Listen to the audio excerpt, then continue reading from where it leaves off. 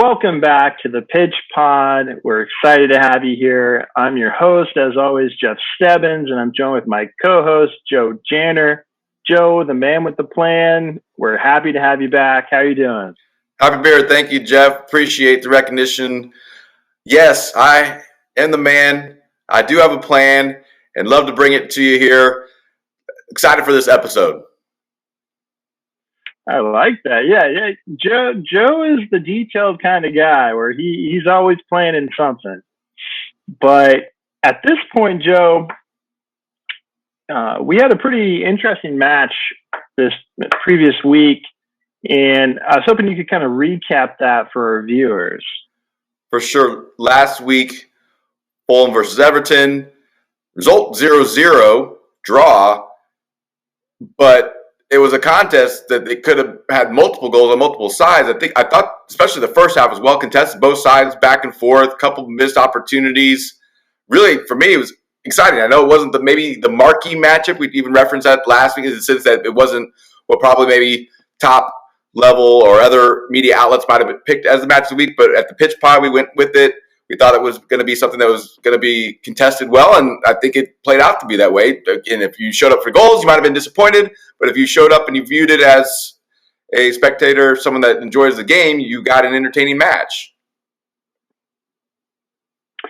Yeah, I agree. I watched the game a couple of times, and even though it was a 0-0 draw, and you think, I'm not excited about this, if you just look in the scoreline, when you actually go and watch the game, it was very competitive, lots of shots on goals, lots of great saves and opportunities. So if you didn't get a chance to watch the game, I at least suggest to you to go back and look at the highlights. It was still a fun match.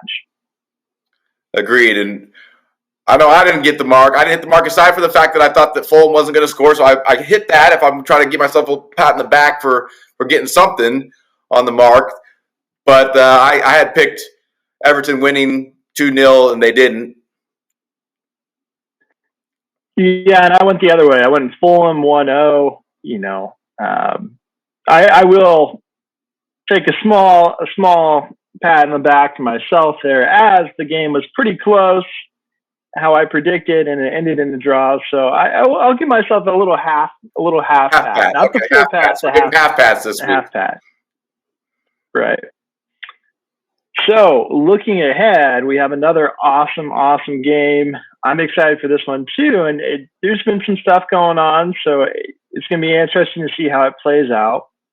But for this upcoming week, we picked for our match of the week, we picked Chelsea versus Arsenal. Arsenal is obviously the number one team in the league. They've been dominant on a win streak. Chelsea last week, which I'm sure we'll get into, wasn't great. They have a new coach in Potter. We'll talk about him as well. But before we kind of break down and I ask you those specific questions, what's your kind of overview right now when we look at this upcoming match? And this is one going the other direction where everybody has to be excited about. Anybody that follows this league has to be excited about this contest. It's a London derby. You have Chelsea hosting Arsenal. Again, as you mentioned, Arsenal number 1, week 15. You're going, well, is this real? Are they getting it done? I mean, you see where they are, and you just kind of figure that, again, it is going to be a contest that's going to be very competitive. Yeah, that's where I'm at too.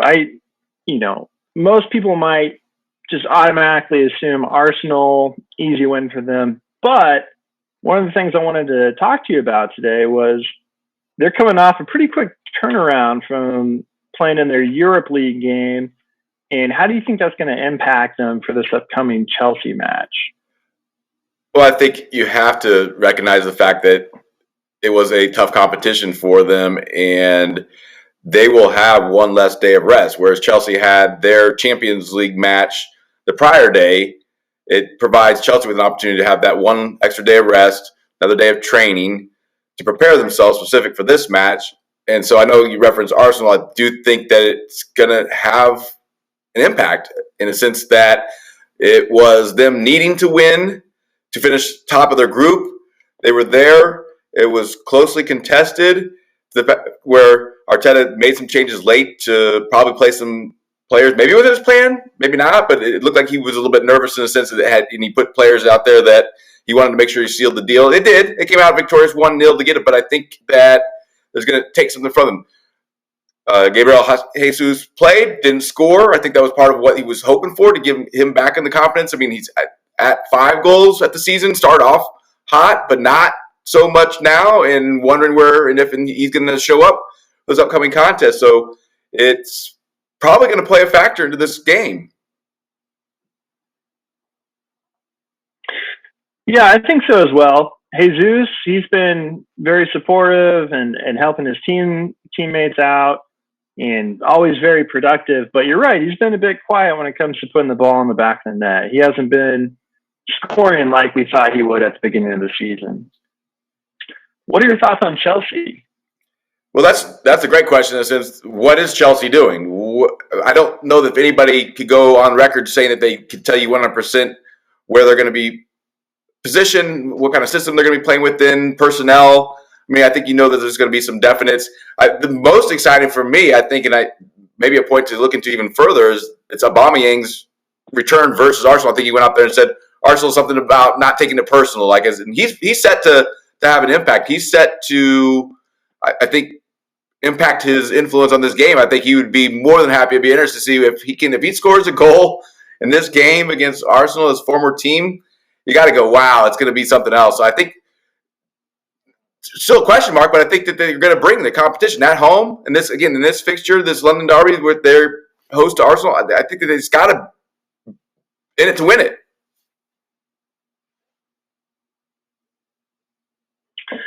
Yeah, absolutely. I'm totally with you there. And last week, obviously, they got beat really bad when they played Brighton. I believe it was a 4-1 loss. And that has people kind of questioning the manager, Potter, for Chelsea, as he's new into the role. And they're kind of worried about the future of the club. What are your thoughts on Potter? I think he's effective in what he does or has done.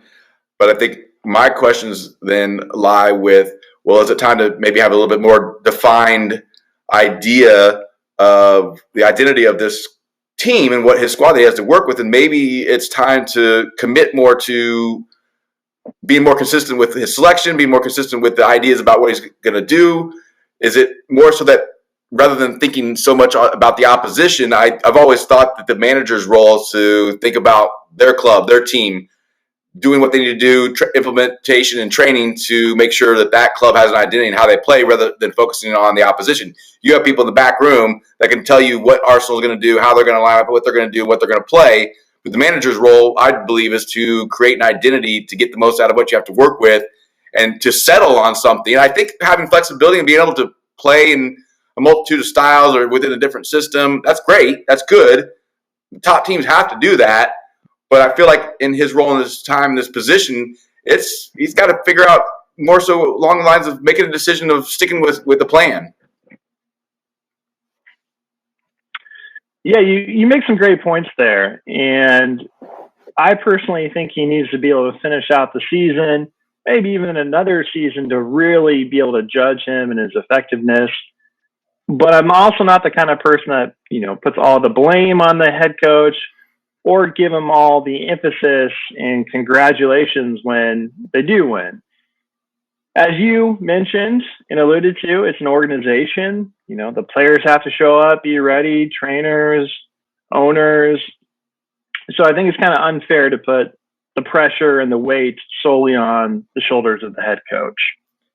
And I do agree with that. And I think the English Premier League is just such a harsh traditionally environment for managers, not giving them much time, and the means in which he found himself in this role, in this position. That's now those questions are going to start to come about. It's like, well, maybe was it the right time for him to make that move? Even though I think so many people would say you had to. The job Chelsea beckons, summons you to that role. I don't care where you are, here, there, wherever, you're going to take it. But then is a support there, like you mentioned? Is it from the organization, within the organization, to know that he is the man for the job, and it will be interesting. I think that they have committed. I think they will commit to him for the whole season, And I think it's going to be a matter of a week or two or a month and more before maybe he gets being where he wants to be with what he has to work with. But that's his job. That's where he does need to perform. Yeah, absolutely. The Premier League, I believe you said it, and I think you're absolutely right. It's harsh. They expect results immediately, and coming in there as a new manager for the team, that's got to be a challenge. Absolutely. But either way, I think it's going to be a great game. And Chelsea, of course, has the home field advantage. It's on their pitch. Their supporters are going to show up. It should be fun. What are you looking at as far as prediction wise? What are you leaning on this week? This is a difficult one because I did look into what others were saying and the probability, and I think it was just like almost split down the middle. I think it was a probability of Chelsea winning was equal to Arsenal winning. I mean, so the easy prediction would be for a draw, right? I think whether it be a 1-1, 2-2, I mean, could it be something where it's they completely open up and it's multiples goals are flooded? I don't know. But so I think I do want to take more of a position, more of a stance. I mean, we got to think that Arsenal's going to continue to compete and continue to figure out a way to win. So I got Arsenal, again, on the road in this contest, squeaking by to win. 2-1. You're going 2-1. 2-1 Arsenal on the road in this London derby here. This is a big match, and I think if Arsenal's going to show that they're deserving of being where they are and at the top, they get a win on Sunday. Okay, so you're thinking maybe Jesus shows up. They're excited and they get a lot of shots on goal. Is what it's looking like. You said it, and thank you. Yeah, you said it. This would be the time for Jesus to show up and do what he was brought onto this club to do. And great players show up and compete and get the results when they need to do. So all to be seen. Right. So this might be one of the few times when you and I actually agree. I'm going Arsenal with the win. Okay. I know they're going into Chelsea. I know it's a quick turnaround, but hey, they're on top of the league for a reason. They've been winning. So I'm going to go Arsenal winning, but I don't think it's going to be as high scoring as a game as you are predicting. I'm going to go Arsenal with the win, 1-0. Okay. So yeah, I think maybe a first for the Pitch Pod. We're in agreement as in terms of the result. Maybe we see the number of the goals being scored different. Yeah. I think that's the bet right now. I think that's a smart move. You know, obviously, if Chelsea wins, we're both gonna feel a bit foolish, but we'll share that foolishness together. Full disclosure of foolishness. We have the half patch today. Hopefully, by next week, we're not sharing the full bit of foolishness. Agreed.